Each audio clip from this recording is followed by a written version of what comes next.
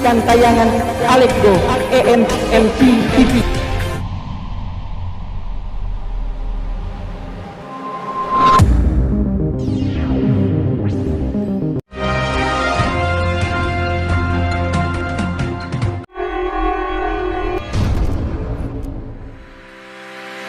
Hendro Kawatak surut mobilisasi ASN sampai kepala lingkungan dan isu sara serta politik dinasti di Pilkada 2020.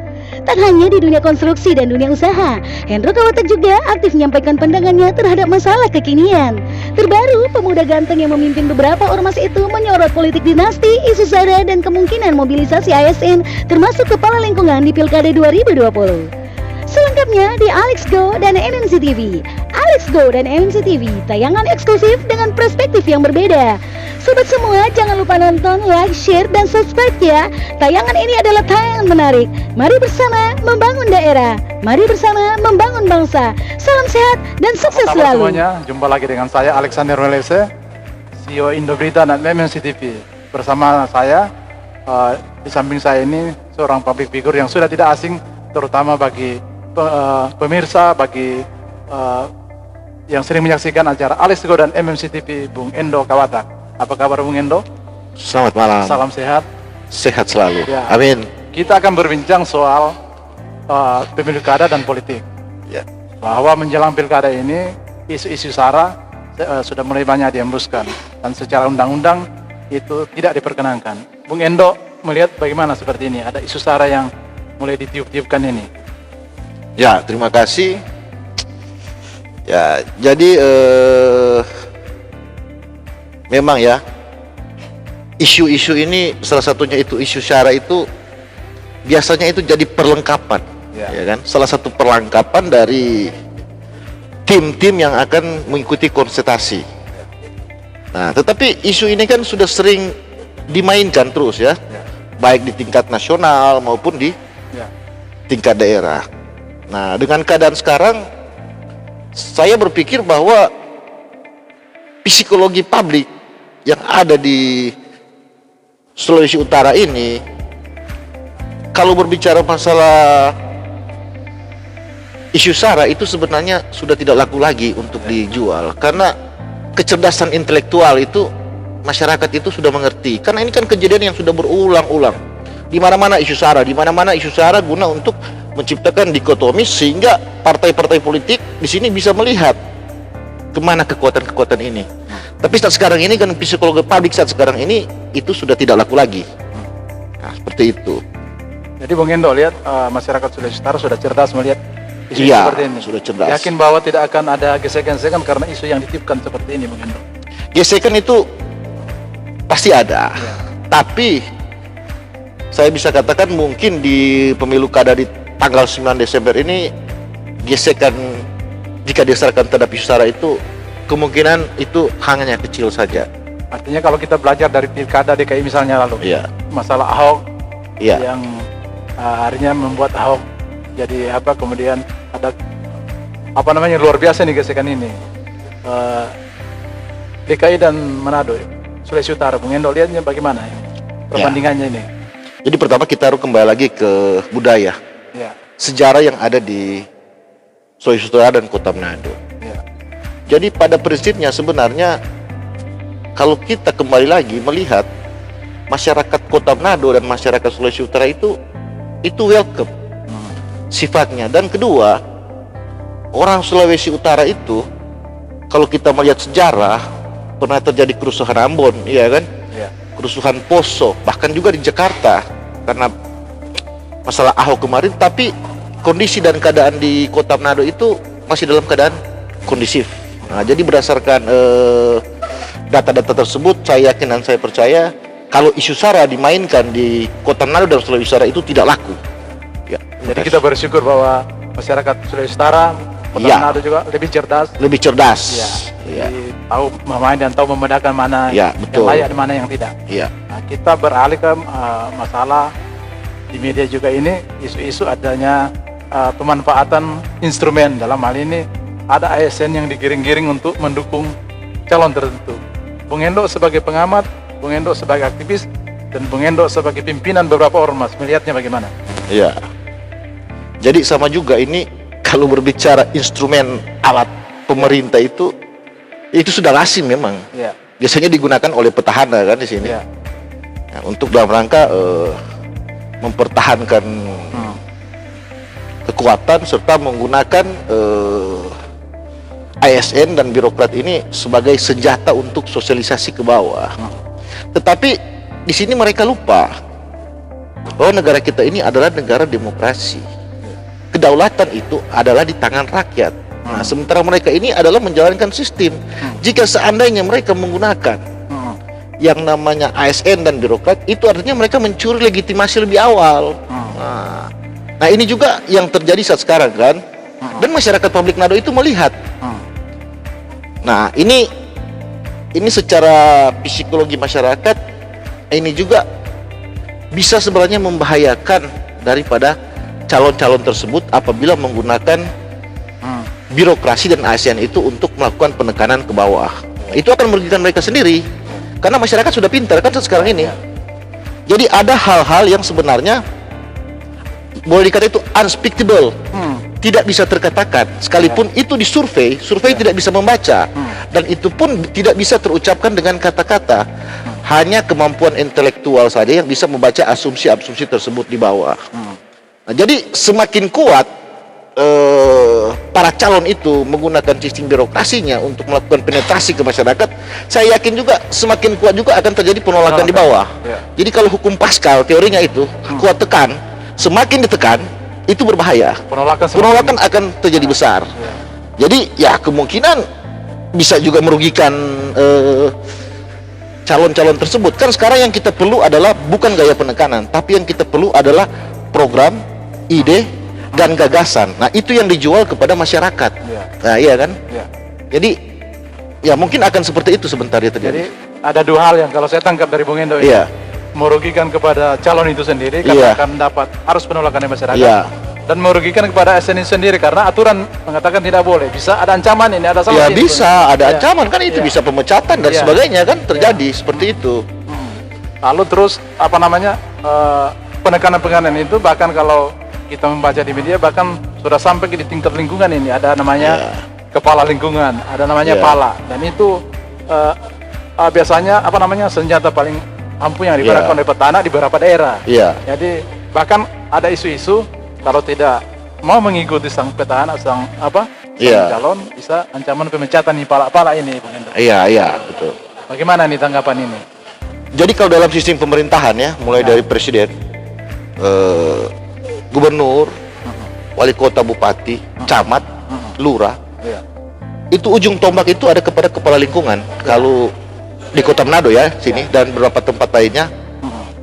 Nah, jadi kalau berbicara masalah psikologi masyarakat, itu yang paling tahu sebenarnya adalah kepala lingkungan. Kenapa mereka paling tahu? Karena mereka itu hari-hari bersosialisasi bersama dengan masyarakat sekitar. Kalaupun terjadi pengancaman dan bahkan sampai terjadi pemecatan, seperti yang saya bilang tadi, itu justru akan merugikan dari calon yang melakukan tersebut. Karena kenapa? Biasanya ini pala ini hubungan emosionalnya dengan masyarakat yang di daerahnya itu biasanya erat. Pasti masyarakat akan bertanya, kenapa contoh si pala A itu dipecat tanpa konfirmasi. Nah, tanda tanya ini akan menimbulkan kontradiksi di jiwa masyarakat yang akhirnya mungkin calon yang dulu mereka simpati tapi melihat dengan cara permainan seperti ini, mereka akan pilih alternatif yang lain. Jadi gaya penekanan ini sebenarnya sangat merugikan. Pemirsa Alex dan MNC TV, saya mengulang karena kebetulan bulan lalu saya juga dengan Bung Endo mengadakan wawancara seperti ini, dan setelah wawancara itu kemarin itu Bung Endo saya sampaikan ada beberapa akademisi yang menyampaikan bagus karena Bung Endo ini katanya muda tapi berani mengkritik terutama soal politik dinasti yang tidak pernah ada orang mengkritik ini. Ada berapa yang mengatakan ternyata ada pengamat yang luar biasa yang punya keberanian ini. Kita ulang sedikit ini politik dinasti ini. Memang ini agak agak vulgar. Ada beberapa daerah ini saya tidak mau menyebutnya. Kalau untuk melawan ini, bagaimana kira-kira ini, membendung ini? Karena dulu yang lalu itu Bung Endo mengatakan harus ada ajakan penolakan ini. Bagaimana? Ya. Jadi kita kan kembali lagi, ini politik dinasti ini musuhnya demokrasi. Ya. Kan seperti itu. Kenapa adanya demokrasi? Karena tujuannya adalah untuk memberantas yang namanya elit kekuasaan dengan oligarkinya, dengan totaliternya. Jadi sebenarnya ini adalah gerakan dari masyarakat. Jadi memang kalau berbicara aturan dan sebagainya, ini jadi kembali lagi ke masyarakat itu masing-masing. Saya yakin dan percaya itu semakin cerdas masyarakat yang ada di suatu daerah, penalarannya semakin baik juga. Nah, tentunya di sini mereka akan menggelengkan kepala terhadap yang namanya politik dinasti. Nah, memang kalau kita ingin kembalikan kehidupan berbangsa dan bernegara ini sesuai dengan konstitusi, yaitu demokrasi untuk keadilan, untuk social justice, memang politik dinasti itu harus dihilangkan dari negara kita. Nah, sehingga harapan saya ke depan, marilah kita menggunakan akal sehat, penalaran kita ke depan, bagaimana kita mempelajari tentang bahayanya politik dinasti ini akan menimbulkan yang namanya oligarki kekuasaan sampai dengan yang namanya totaliter. Seperti tadi kan main-main tekan-tekan ke bawah itu itu namanya totaliter. Karena dalam konteks mempertahankan kekuasaan. Nah, inilah yang harus kita waspadai. Karena kalau ini dibiarkan, ya simbol demokrasi kita itu hanya di luar saja, tapi di dalamnya itu dibungkus yang dengan namanya dinasti, oligarki dan totaliter, seperti itu. Ini berarti Indonesia butuh banyak orang seperti Bung Endo Katak yang harus sering menyuarakan ini perlawanan terhadap politik dinasti ini, Bung Endo. Ya sebenarnya kan sudah banyak ya, bukan cuma saya sendiri. Tokoh-tokoh nasional, generasi-generasi muda. Cuma memang ya itulah saya bilang kan, sistem kekuasaan ini dia menutupi semua, sampai pers pun ditutupi. Nah, iya kan? Jadi sebenarnya peralatan kita itu hanyalah pers di sini. Bagaimana kemampuan pers itu untuk menyuarakan hal ini, sehingga hal ini bisa diulang-ulang kepada masyarakat, sehingga ada pendidikan politik yang baik terhadap masyarakat. Mungkin itu. Pendidikan politik yang baik kepada masyarakat. Sebenarnya itu juga tugas partai politik. Tapi kemudian partai politik kalau saya lihat ini ternyata belum menjalankan fungsinya itu dengan baik. Salah satu contohnya, ada partai yang ketika menjalankan musda, yang senior-seniornya diusir-usir ini, Bung Endo, sampai jadi viral ini. Bung Endo bagaimana? Jadi sebenarnya itu yang kita lihat kemarin yang beredar di Kota Manado ya itu. Ya saya langsung aja itu Partai Golkar kan yang lagi di mana-mana, di WhatsApp, YouTube dan sebagainya itu lagi viral itu. Sampai kepada aksi-aksi yang dianggap premanisme di dalam. Jadi sebenarnya saya melihat ini dari masyarakat Kota Manado ya. Apa yang terjadi di dalam musdah Golkar itu kemarin sebenarnya itu mempertontonkan ke publik di sini lemahnya kekuasaan, elit kekuasaan yang ada di Partai Golkar untuk mengatur jalannya musyawarah tersebut. Ini kan yang terjadi di masyarakat. Kita ketahui bersama bahwa Partai Golkar ini bukan partai yang kecil, ini partai yang besar yang sudah sekian puluh tahun berkuasa. Nah, di dalam partai besar ini pasti ada yang namanya otoriter dan oligarki. Tapi dalam sejarah baru saat sekarang ini terjadi. Nah, kenapa itu terjadi? Jadi kami melihat ini lemah, ini elit kekuasaan yang ada di atas tidak bisa mengatur. Iya kan? Yang di Sulawesi Utara dan Manado. Iya, Sulawesi Utara tidak bisa mengatur musyawarah yang ada di Kota Manado. Sehingga ada kesan publik di sini bahwa bagaimana memenangkan pilkada sebentar. Di dalam saja partai terjadi yang namanya gesekan-gesekan, bahkan sampai pada hal-hal yang tidak diinginkan. Contoh ada gerakan premanisme di dalam. Memang kalau bicara premanisme itu memang salah satu peralatan dari partai politik. Tapi itu pun ada takarannya di sini kan. Tapi ini kemarin dengan terjadi viral seperti itu sebenarnya mempertontonkan kepada masyarakat. Jadi saya ibaratkan partai itu sebagaikan sebuah agensi.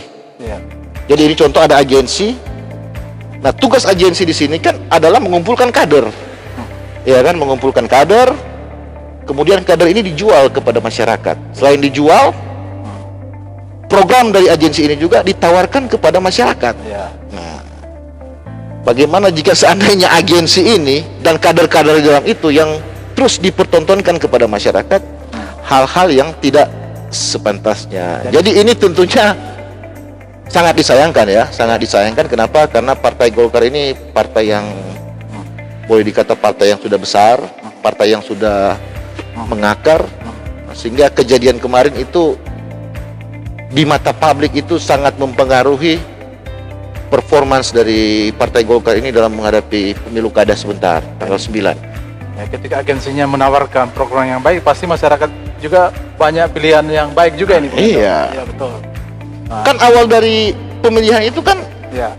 simpati aja kan. Iya betul. Bagaimana kita bersimpati, dari bersimpati itu akan muncul rasa yang sense of belonging lah, rasa memiliki. So itu akan muncul lagi yang namanya sense of participation, akan ada rasa untuk berpartisipasi. Dan terakhir akan muncul yang namanya sense of responsibility, yaitu rasa bertanggung jawab. Nah, jadi saya tidak tahu apakah elit-elit yang ada di Golkar ini mengerti dampak ini, atau mungkin mereka tahu tapi dibiarkan, atau mungkin pembisik-pembisik yang ada di dalam partai itu yang salah mendrive kepada elit-elit yang ada di atas. Jadi PR-nya saya anggap di sini, kalau dalam agensi ini PR yang salah. Nah itu. Nah, hebat ini, dan justru yang kalau saya lihat ini, PPI dan Ikatan Nyong dan Noni Sulut justru memperlihatkan tata cara berdemokrasi yang baik ini. Iya. Ada, kalau saya lihat tadi, dan juga saya ikuti di INS selalu, ini dua organisasi yang Bung Endo ada di dalamnya. Iya. Ini melakukan demokrasi yang baik, terpilih secara musyawarah. Betul. Terus INS juga begitu. Iya. Ya, mungkin ada yang ingin disampaikan soal dua organisasi ini, karena baru-baru terpilih juga sesuai dengan prediksi Bung Endo kemarin. Dr. Devitanos. Kemudian di Manado sudah yang disenangi orang dari teman-teman ini, Dr. Diana Mengko ini.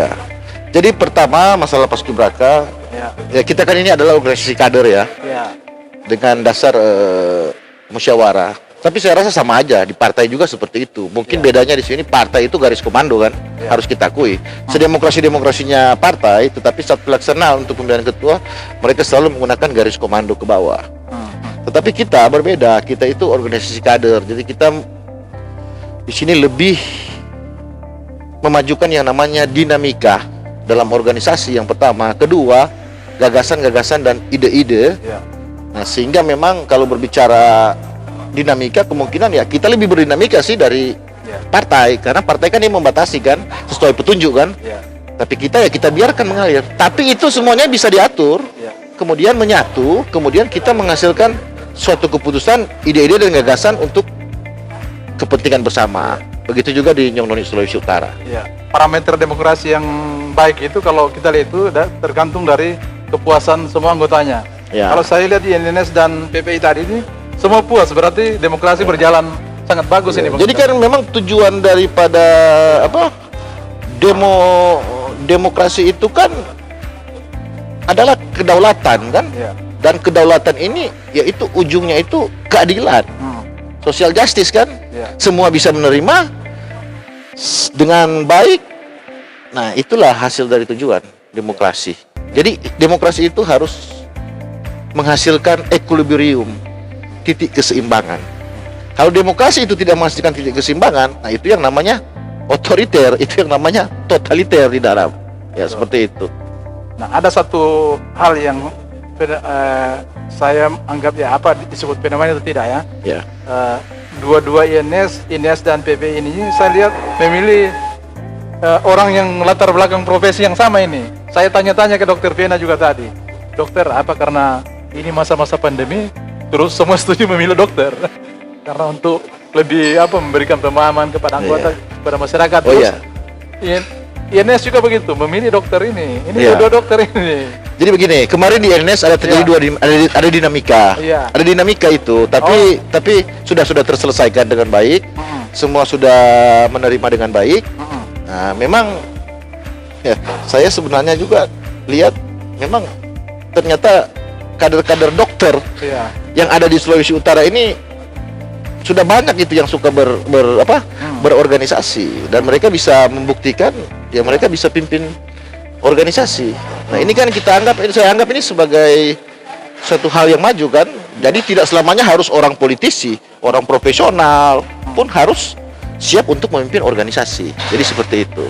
Nah, ini kebetulan kita ada di acara PP ini setelah berakhir. Ya. Dengar-dengar setelah ini akan pembelian PP Sulawesi Utara. Iya. Rencana kira-kira kalau ini akan maju kembali atau bagaimana ini? Ya. Ketua.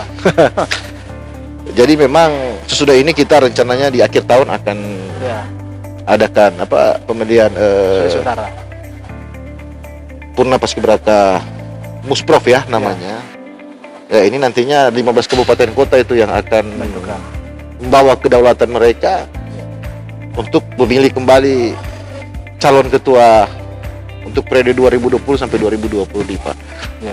Ya, saya secara pribadi saya kembalikan itu secara demokrasi.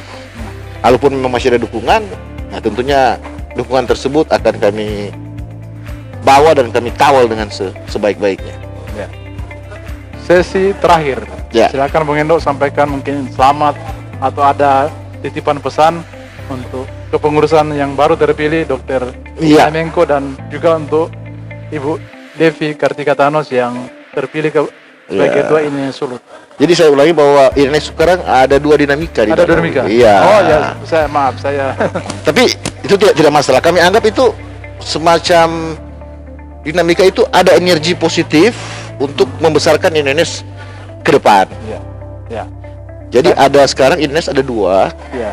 Yang satu INES, yang satu DPP INES. Oh. Tapi dua-duanya sama. Itu semua adalah kader-kader dari INES. Ya. Oke, pesan-pesan saya mungkin saya lebih fokus ke Paskibraka ya. Terima kasih. Saya pribadi mengucapkan selamat kepada Dr. Vina Menko yang sudah terpilih secara aklamasi untuk memimpin Purna Paskibraka Kota Manado periode tahun 2020 sampai dengan 2025. Ada beberapa hal yang ingin saya sampaikan di sini. Pertama, harus diingat bahwa PPI itu sifatnya adalah ormas.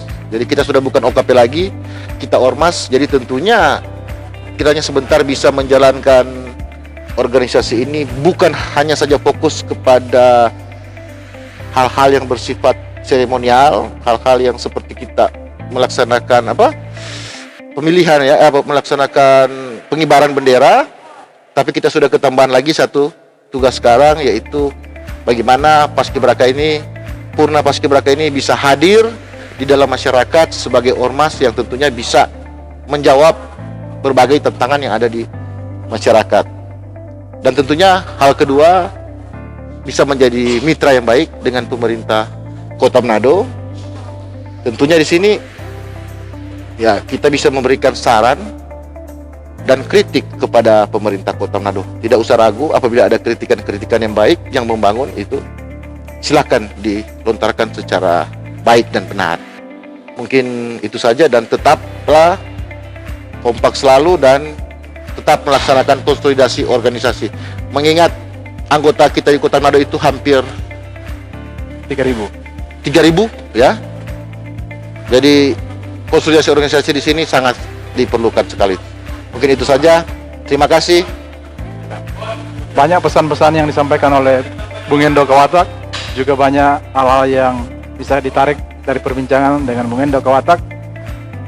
Saya ingin menyampaikan bahwa terus saksikan tayangan Alex Go MNC-TV, karena tayangan ini selalu bisa memberikan pencerahan, selalu ada ide-ide orisinil yang disampaikan oleh narasumber seperti yang disampaikan oleh Bung Endo Kawatak tentang masalah politik, masalah pilkada, masalah pengkaderan dan lain sebagainya. Terus saksikan Alex Go dan MNC-TV, karena tayangan ini pasti memberikan pencerahan bagi kita semua. Salam sehat, salam sukses. Terima kasih Bung Endo Kawatak. Terima kasih, selamat malam.